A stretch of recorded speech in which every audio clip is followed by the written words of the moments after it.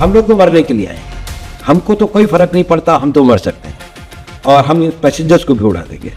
और अब तो हमारे को अपनी जान का भी खतरा नहीं है, इसलिए अगर आप कुछ नहीं करना चाहते तो ये आपकी मर्जी है, जिम्मेदारी आपकी हो कि ये डिमांड कि वो किन लोगों को छुड़वाना चाहते थे, किस ग्रुप के थे, क्या उनकी पॉलिटिकल डिमांड थी, ये उन्होंने हमें काफ़ी देर के बाद बताया। शुरू में तो उनका ये था कि कश्मीर को छोड़ें, हमें तो कश्मीर की आज़ादी चाहिए, कश्मीर हिंदुस्तान का हिस्सा नहीं हो। वो इसी तरह की बातें करते जिनका कोई सिर पैर नहीं। विमान के अंदर जो यात्री मौजूद, क्या नेगोशिएशन के दौरान आपका उच्च सीधे तारीफ हो पाया? क्या आपको इजाजत मिली उनसे बात करने की? नहीं, या किसी और नहीं, लेकिन एक दो बार बीच बीच में उन्होंने जो क्रू के मेंबर्स थे उनको एक सेकंड या 2 सेकंड के लिए, मतलब शॉर्ट स्पैन के लिए बातचीत करने के लिए, कोई सिग्नल देने के लिए हमने कहा कि हम जानना चाहते हैं कि हमारे सब पैसेंजर्स ठीक ठाक हैं या नहीं। तो उन्होंने कहा कि आपने सवाल ये पूछ लीजिए, हम इनको दे रहे हैं, और उन्होंने कहा सब ठीक है। इस तरह के बीच में वो इंटरलूड हुए, लेकिन बाकी उन्होंने सारे के सारे कम्युनिकेशंस को टोटली मोनोपोलाइज करके रखा। जी, आप जिस विमान से करनाल गए थे, क्या आपके साथ कमेंट हो गए थे या? ये सवाल का मैं जवाब आपको नहीं दे सकता।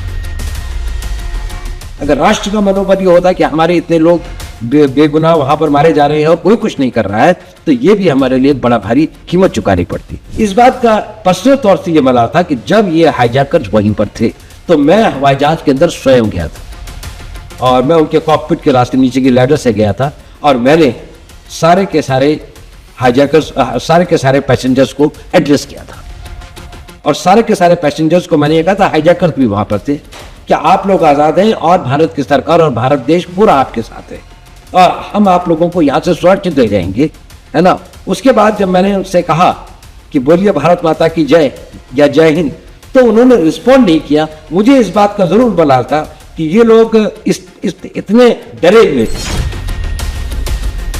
पाकिस्तान ने हमारे को ब्लीड किया, इस बात का मुझे जरूर दुख है कि वो घटना अगर हो भी गई तो हमें 2 कदम जरूर उठाने चाहिए थे। एक तो पाकिस्तान के खिलाफ मजबूत कदम और दूसरी 3 लोगों को उन्होंने छुड़वाया जरूर, लेकिन 33 लोग ऐसे बच गए थे जिनके के लिए डिमांड हुई थी और जो हमने नहीं छोड़े थे। शायद हम अपने कानून में ऐसा परिवर्तन कर सकते थे। नवाज साहब, IC-814 की हाईजैकिंग को 10 साल आप उस वक्त नेगोशिएटर थे। हाईजैक ड्रामा जब शुरू हुआ, इसको ड्रामा भी कहा गलती है, हाईजैकिंग के बाद आपको कैसे इत्तला मिली, किस तरह से पूरा सिस्टम जो वो एक्टिव हुआ और सबसे पहली मुश्किल क्या महसूस हुआ क्या है? नहीं, सबसे पहले तो जब हवाई जहाज ने काठमांडू से चल के लखनऊ के ऊपर के करीब आया तो उस वक़्त ये पता लगा कि अपने कोर्स से हट रहा है और वेस्ट की तरफ मूव कर रहा है।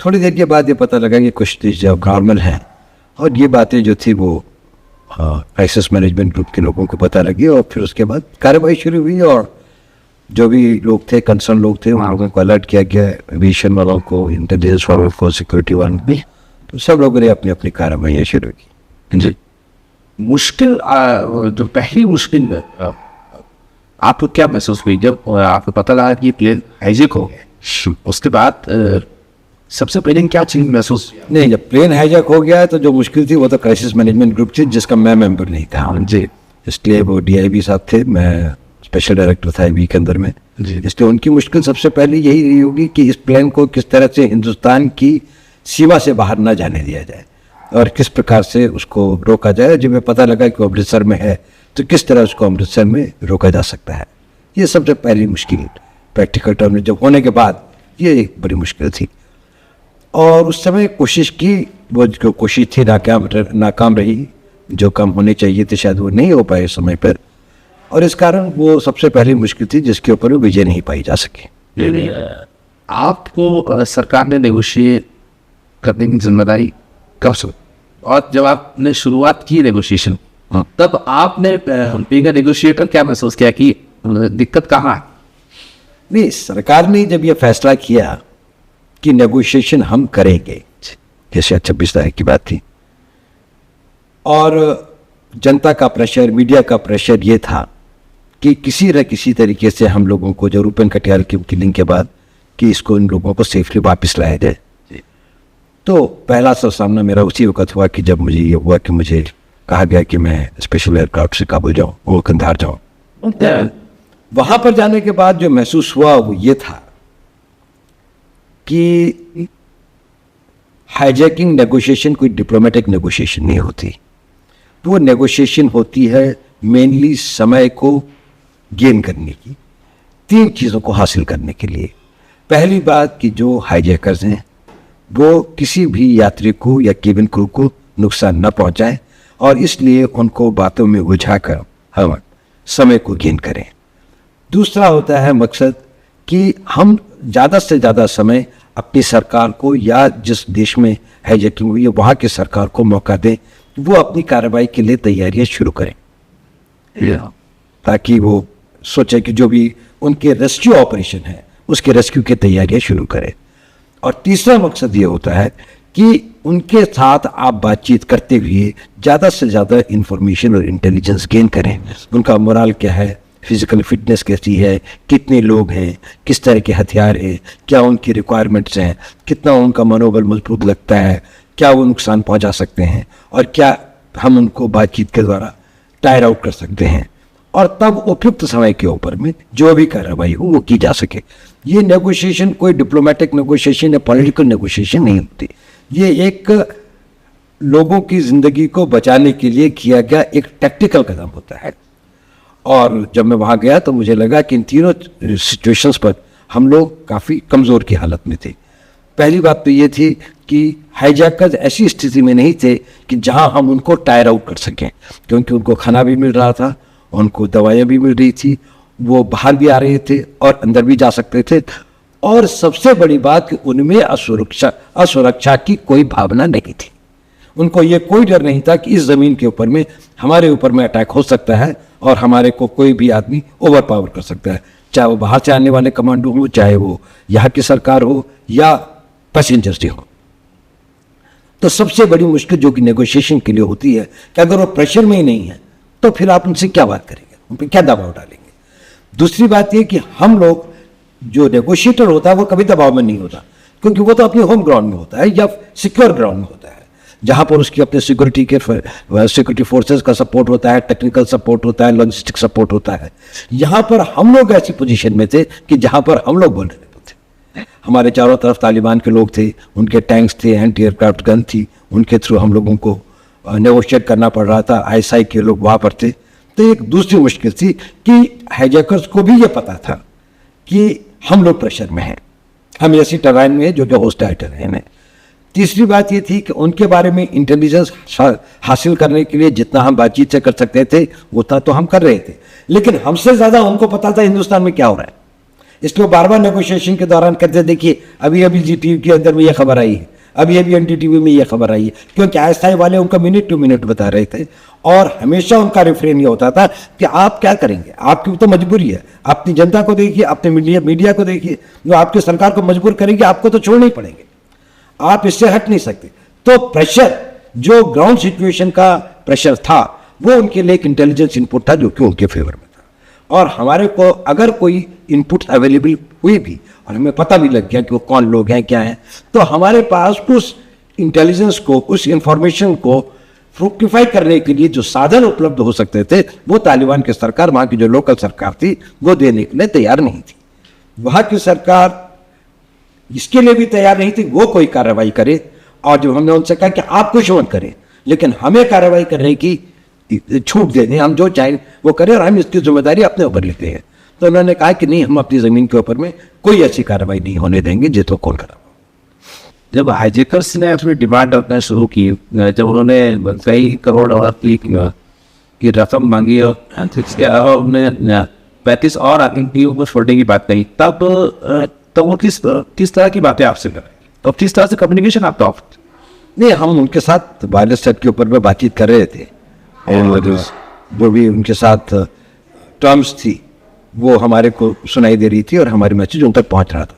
जब उन्होंने ये डिमांड पुट अप की, ये नेगोशिएशन शुरू होने के करीबन 24 घंटे के बाद या काफ़ी देर के बाद की, शुरू में तो वो बिल्कुल अपनी पॉलिटिकल डिमांड के तौर पर बात कर रहे थे। जब उन्होंने ये डिमांड पुट अप की तो उसके अंदर में उन्होंने 35-36 आतंकवादी को छोड़ने की एक हमें लिस्ट दी, फारूक सज्जाद अफगानी की डेड बॉडी को एग्ज्यूम करने के लिए और वापस करने के लिए कहा और $200 मिलियन की मांग की। और जैसे बातचीत होती रही तो सबसे पहले जो डिमांड उन्होंने गिव अप कर दी वो सज्जाद अफगान की बॉडी को वापस करने की और $200 मिलियन की को देने की बात उन्होंने कहा कि ये डिमांड हम छोड़ते हैं।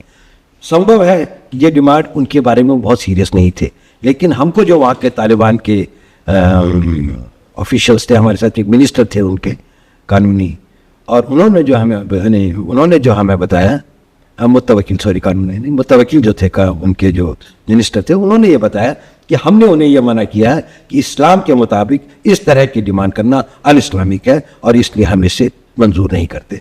लेकिन हाईजैकर ने ये डिमांड ड्रॉप कर दी। लेकिन होस्टेज बाकी जो बंदी लोग थे उनको छोड़ने के बारे में उन्होंने अपनी डिमांड कायम रखी और उनका हमेशा यही था कि हम लोग तो फिदाइन हैं, हम लोग तो मरने के लिए आए हैं, हमको तो कोई फर्क नहीं पड़ता, हम तो मर सकते हैं और हम इन पैसेंजर्स को भी उड़ा देंगे और अब तो हमारे को अपनी जान का भी खतरा नहीं है, इसलिए अगर आप कुछ नहीं करना चाहते तो ये आपकी मर्जी है, जिम्मेदारी आपके ऊपर में होगी। तो वो इस तरह की डिमांड्स पुट अप कर रहे थे। नहीं, जब नेगोशिएशन चल रहा था तब क्या उन्होंने शुरुआती दौर में आपको बता दिया था कि वो मसूद अजहर को चाहते? नहीं, मैंने आपसे जैसे बताया कि ये डिमांड कि वो किन लोगों को छुड़वाना चाहते थे, किस ग्रुप के थे, क्या उनकी पॉलिटिकल डिमांड थी, ये उन्होंने हमें काफ़ी देर के बाद बताया। शुरू में तो उनका ये था कि कश्मीर को छोड़ें, हमें तो कश्मीर की आज़ादी चाहिए, कश्मीर को हिंदुस्तान का हिस्सा नहीं हो। वो इसी तरह की बातें करते जिनका कोई सिर पैर नहीं था। विमान के अंदर जो यात्री मौजूद, क्या नेगोशिएशन के दौरान आपका उच्च सीधे दौरान हो पाया, क्या आपको इजाजत मिली उनसे बात करने की? नहीं, या किसी और नहीं, लेकिन एक दो बार बीच में उन्होंने जो क्रू के मेंबर्स थे उनको एक सेकंड या 2 सेकंड के लिए, मतलब शॉर्ट स्पैन के लिए बातचीत करने के लिए, कोई सिग्नल देने के लिए हमने कहा कि हम जानना चाहते हैं कि हमारे सब पैसेंजर्स ठीक ठाक हैं या नहीं जी। तो उन्होंने कहा कि आपने सवाल ये पूछ लीजिए, हम इनको दे रहे हैं, और उन्होंने कहा सब ठीक है। इस तरह का बीच में वो इंटरलूड हुए, लेकिन बाकी उन्होंने सारे के सारे कम्युनिकेशंस को टोटली मोनोपोलाइज करके रखा। जी, आप जिस विमान से कंधार गए थे, क्या आपके साथ कमांडो गए थे या? ये सवाल का मैं जवाब आपको नहीं दे सकता। जी, मैं ये जानना चाहता हूँ कि जब ये क्राइसिस खत्म हो रहा था तब being intelligence officer, being an Indian, आपको क्या महसूस हुआ कि क्या हम कहीं छूट गए हैं? नहीं, देखिए, एज ए प्रोफेशनल ना आप झुकने की बात करते हैं और ना आप खड़े होने की बात, आप एक प्रोफेशनल तरीके से इसको देखते हैं। प्रोफेशनल चैलेंज ये था कि रूपेन कटियाल को मार दिया गया था, वो ऐसी जगह पर जबकि वो होस्टाइल टेरिटरी में नहीं, फ्रेंडली टेरिटरी में था, तबकि वो दुबई के अंदर में एयरपोर्ट, एयरफोर्स के एयरपोर्ट में था। यहाँ पर आने के बाद में उनके ऊपर में फिजिकल एक्शन लेने की कोई संभावनाएं नहीं थी। वो एक लैंडलॉक्ड कंट्री है, वहाँ पर एक्सेस करने के लिए अगर हमें लोगों को लाना भी पड़े तो हमको जहाँ जाने के लिए शायद पाकिस्तान से परमिशन भी नहीं मिलती, और उसके लिए कितने लोग चाहिए वो भी एक बहुत बड़ी तादाद होती है अगर उनके नीचे टैंक्स और एंटी एयरक्राफ्ट गन्स और आर्टिलरी गन्स वगैरह वहाँ पर वो थे। और उसके अलावा अगर हम ये कोशिश भी करते थ्योरेटिकली, हालांकि तो सबसे पहले जो नुकसान होता वो पैसेंजर्स का होता, क्योंकि वो प्लेन तो उड़ा ही दिया जाता, उसके बाद की लड़ाई में क्या होता वो अलग बात है। इसलिए आपका अगर ऑब्जेक्टिव लोगों की जान को बचाना था, अगर उसका ऑब्जेक्टिव ये था कि हम अपनी डिमांड्स को मिनिमाइज करें और अपने को वो करें, तो ये एक था कि एक प्रोफेशनल ट्रांजैक्शन के अंदर में गिवन टाइम फ्रेम के अंदर, और हमारे को 31 दिसंबर तक जिस तरह का दबाव आ रहा था कि जल्दी से जल्दी वो करें, देश के अंदर में बहुत ज़्यादा एक वैसी भावना पैदा हो रही थी। और राष्ट्र का मनोबल एक बड़ी भारी चीज़ होती है। कोई भी ताकत, कोई भी शक्ति, कोई भी फौज, कोई भी ये इस चीज़ को इस तरह के कदम नहीं लेती है जिससे राष्ट्र का मनोबल टूट जाए। अगर राष्ट्र का मनोबल ये होता कि हमारे इतने लोग बेगुनाह वहाँ पर मारे जा रहे हैं और कोई कुछ नहीं कर रहा है, तो ये भी हमारे लिए बड़ा भारी कीमत चुकानी पड़ती। इसलिए इन चीज़ों को ध्यान में रखते हुए जो प्रोफेशनल तरीके से अगर हम अपने गेन्स को मैक्सिमाइज नहीं कर सकते तो हमने अपने लॉसेस को मिनिमाइज करने की कोशिश की। एक नेगोशिएटर के तौर पर आपने कितना वक्त कानून मिला है? करीबन 6 दिन। आप आज़ाद हुए यात्रियों के साथ लेके लौटे हैं? हाँ, उनके साथ लौटे हैं। ये एक आखिरी सवाल मैं आपसे पूछ रहा हूँ कि इतने पैसेंजर्स आपने आज़ाद करवा लिए, क्राइसिस खत्म हो गया, किसी चीज़ का मलाल है इस पूरे ऑपरेशन में शामिल रहने के बाद आप लोग मलाल तो जरूर है। एज ए नेशनलिस्ट राष्ट्र के सम्मान को, राष्ट्र के एक गौरव को एक वो लगा, इसका मलाल है। हम वो नहीं कर पाए जो कि एक हमारे शक्तिशाली राष्ट्र को करना चाहिए था इस हाईजैकिंग को रोकने के लिए, इस एयरक्राफ्ट को कंट्री से बाहर नहीं ले जाने के लिए। इसका एज ए नागरिक मलाल जरूर है कि हम लोग ये नहीं कर पाए। लेकिन इस बात का पर्सनल तौर से ये मलाल था कि जब ये हाईजैकर्स वहीं पर थे तो मैं हवाई जहाज के अंदर स्वयं गया था और मैं उनके कॉकपिट के रास्ते नीचे की लैडर से गया था और मैंने सारे के सारे हाईजैकर्स, सारे के सारे पैसेंजर्स को एड्रेस किया था। और सारे के सारे पैसेंजर्स को मैंने ये कहा था, हाईजैकर्स भी वहाँ पर थे, कि आप लोग आज़ाद हैं और भारत की सरकार और भारत देश पूरा आपके साथ है और हम आप लोगों को यहाँ से सुरक्षित ले जाएंगे, है ना। उसके बाद जब मैंने उनसे कहा कि बोलिए भारत माता की जय या जय हिंद, तो उन्होंने रिस्पॉन्ड नहीं किया। मुझे इस बात का ज़रूर मलाल था कि ये लोग इतने डरे हुए थे और इनके अंदर में उस वक़्त में एक राष्ट्रीयता की भावना जितनी होनी चाहिए वो नेचुरल था। शायद इतने समय तक कोई भी रहता तो वो होता। तो ये मुझे लगा कि जो हाईजैकर्स थे उनका मनोबल और उनको जो सपोर्ट था वहाँ पर ISI का, पाकिस्तान एक नेबरिंग कंट्री होते हुए, पाकिस्तान एक सिग्नेटरी होते हुए यूनाइटेड नेशंस के एंटी हाईजैकिंग लॉज के बारे में, उन लोगों को इतनी पनाह और इतना वो दे रहा था और हम पाकिस्तान को डील नहीं कर पाए इफेक्टिवली। और उसके बाद की बात घटनाओं पर जो घटनाएं होती चली, पाकिस्तान ने हमारे को ब्लीड किया। इस बात का मुझे ज़रूर दुख है कि वो घटना अगर हो भी गई तो हमें 2 कदम ज़रूर उठाने चाहिए थे। एक तो पाकिस्तान के खिलाफ मजबूत कदम और दूसरे 3 लोगों को उन्होंने छुड़वाया ज़रूर, लेकिन 33 लोग ऐसे बच गए थे जिनके के लिए डिमांड हुई थी और जो हमने नहीं छोड़े थे। शायद हम अपने कानून में ऐसा परिवर्तन कर सकते थे और हमें करना चाहिए कि अगर कोई आदमी बंदी हो और उनको छुड़ाने के लिए किसी ने प्लेन को हाईजैक किया या किसी को किडनैप किया, तो उन लोगों के लिए जो प्रिज्यूम हो, ये कानून प्रिज्यूम करेगा कि वो लोग टेररिस्ट हैं और वो गिल्टी हैं। अपनी इनोसेंस प्रूव करने का ओनर उन पर होगा, पुलिस के ऊपर में नहीं। तो कम से कम उसके आधार पर हम उन्हें सजा दिलवा पाते। शायद अभी भी उनमें से कई ऐसे लोग हैं जिनको कि हम सजा नहीं दिलवा पाए हैं।